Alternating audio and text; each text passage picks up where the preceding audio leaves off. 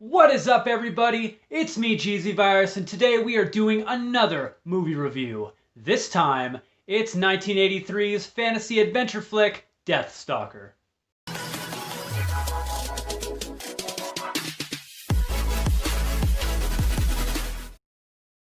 Written by Howard Cohen and directed by John Watson. Well, I mean, his real name's James Sabadar Dalati, however you say that. And for some reason, he put the directing credits down as John Watson and left the production credits as his real name, but hey, whatever. The warrior Deathstalker is sent by a witch on a quest to find 3 magic items consisting of a chalice, an amulet, and a sword. 2 of which are held by the wicked sorcerer Moonkar. Deathstalker, played by Richard Hill, is just about as 80s barbarian as you can get. Anyway, the opening credits starts this cinematic masterpiece with some rather nasty folks coming to ambush a man and a tied-up woman. The man causing this knows he is outnumbered and drops a gold bracelet or something and takes off. He runs for his life through what looks to be the ruins of what was once an old buildings of sorts. The pursuit of this unnamed man leads to the end of the line where he is met by a blonde, mysterious warrior. One of the nasty, deformed-looking warriors tries to sneak up to attack this mysterious blonde stranger, only to be met by his blade. And a battle ensues. The clash of steel, the sound of battle, glory to the victor!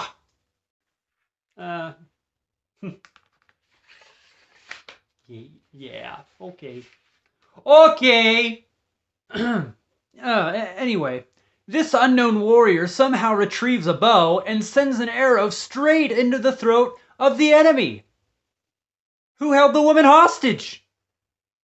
Glorious. The man who was chased offers this new man, the blonde stranger, a share of the gold and the female he says he took. What a piece of shit.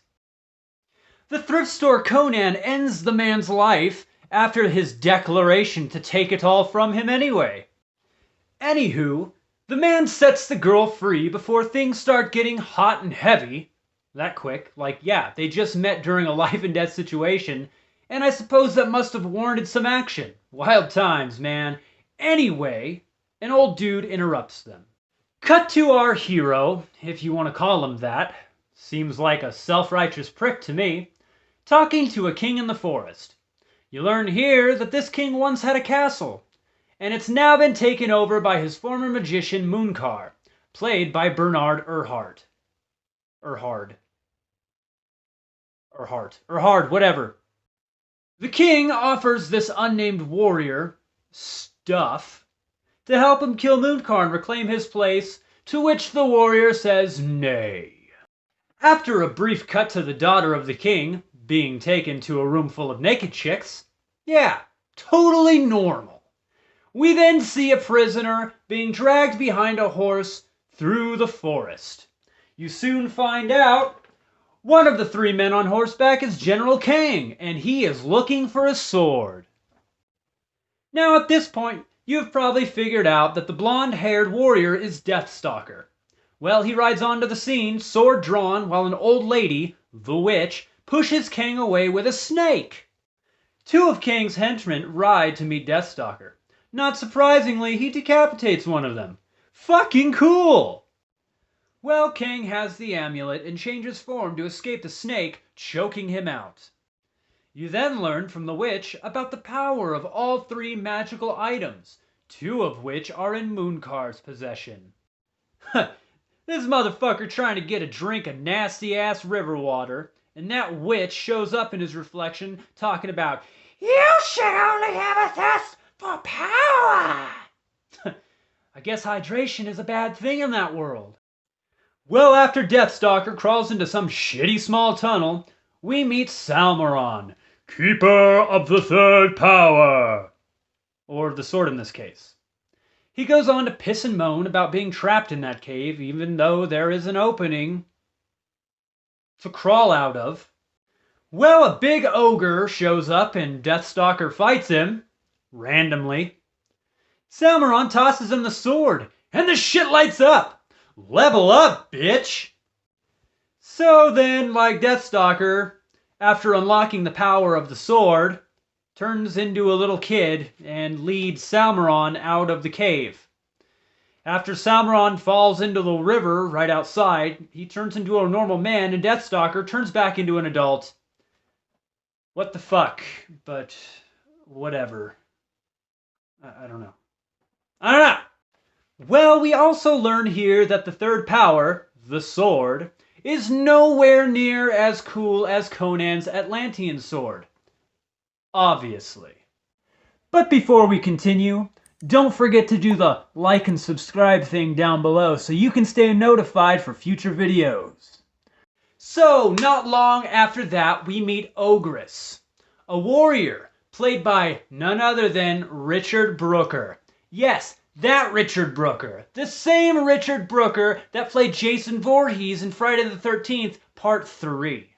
Anywho, just as Ogress is about to be struck down, in comes Deathstalker to the rescue. Woohoo! I won't say that by this point I was bored, but fucking hell, I was bored. So anyway, they set up camp and are ambushed by an assassin in the middle of the night. And this mysterious assassin turns out to be a topless woman in a robe named Kyra, who we learn is also on the way to Munkar's tournament. So we then go to a scene where a woman is being taken as a slave to Munkar, and then we cut to a scene where we are now in a den of depravity and deviance, and Munkar notices Deathstalker from across the room, and we learn that the victor of the tournament will take Munkar's place as ruler. Then we go into the weirdest fucking bar fight scene. Well, it's not really a bar, so you can't really say that, but you go into the weirdest fucking fight scene, yet you probably will see in a little bit. I don't know, there's like a pig dude fighting another dude, and he fucking... God, it's terrible. But the pig dude rips off another dude's arm to fight another guy with said severed arm and just beats the shit out of him. Oh my... Munkar, in all his power and what the fuckness, decides to turn one of his guards or, soldiers, henchmen, whatever, into the princess in a very weird male to female morph scene. I don't know. I don't know. Whatever. Right? Whatever. And then said guard, after being tasked to kill Deathstalker, is sent to Deathstalker's chambers, where Deathstalker tries to get hot and heavy with the fake princess imposter. Well, Kyra tries to save the imposter after the awkward incident, but the imposter turns back into the male guard and fights Kyra and ends up killing her, pissing Deathstalker off. So to continue a long series of what the fuck moments throughout the film, we find Ogress strapped to a wheel of pain or some sort of weird torture device, overwatched by Munkar, who asks the question, "Are we feeling comfortable?" Yeah, bro, you strapped me to a goddamn torture wheel and you're asking me if I'm comfortable. Well, we find out that Ogress brought Deathstalker to Munkar.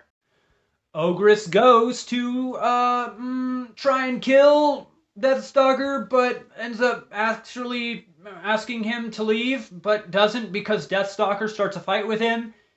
Ends up breaking Ogress's neck.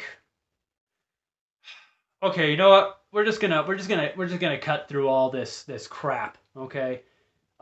So at the end of the movie, he fights Munkar and defeats him, and throws Munkar to the people and lets the people tie his arms and legs to horses and rip him apart.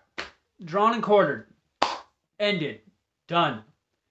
And the end of the movie is Deathstalker holding up the pieces of power that he found to destroy them. Wow. Amazing.